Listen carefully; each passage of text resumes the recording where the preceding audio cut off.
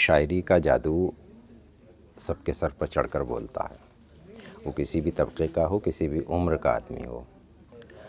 ان دنوں شاعری نے دراصل نوجوانوں کو بڑا متاثر کیا ہے۔ اس کی وجہ سوشل میڈیا ہے۔ اتنی پہنچ پہلے کسی زمانے میں شاعری کی لوگوں تک نہیں تھی، بلکہ یہ بھی کہا جاتا تھا کہ یہ تو خواص کی چیز ہے، لیکن اب یہ واقعتاً عوام تک پہنچ گئی ہے۔ اور چونکہ نوجوانوں کا ایک بہت بڑا طبقہ ہے جو شاعری کی طرف راغب ہوا ہے، تو اس سے وہ متاثر ہو کر شاعری بھی کر رہا ہے۔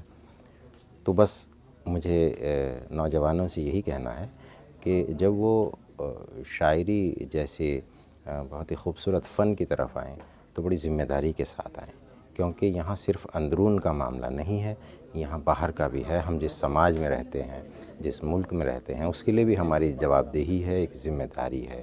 تو ہماری شاعری میں حسن، عشق، پیار، محبت، بدن، ظاہر ہے کہ وہ آپ کے جو مزاج ہے وہ تو آئے گا ہی، لیکن اسی کے ساتھ اگر ہم یہ خیال کریں کہ ہمارے چاروں طرف کیا ہو رہا ہے، کتنے لوگ ہیں جو بھوکے سو جاتے ہیں، کتنے لوگ ہیں کہ جن کو ان کا مکمل جہان نہیں ملتا ہے، ان کی آواز بھی شاعری کے ذریعے اگر پہنچے تو بہت اچھا ہے، کیونکہ شاعری بہت دور تک اور دیر تک اثر کرتی ہے۔ اس سلسلے میں اردو اکیڈمی بڑا اچھا کام کر رہی ہے۔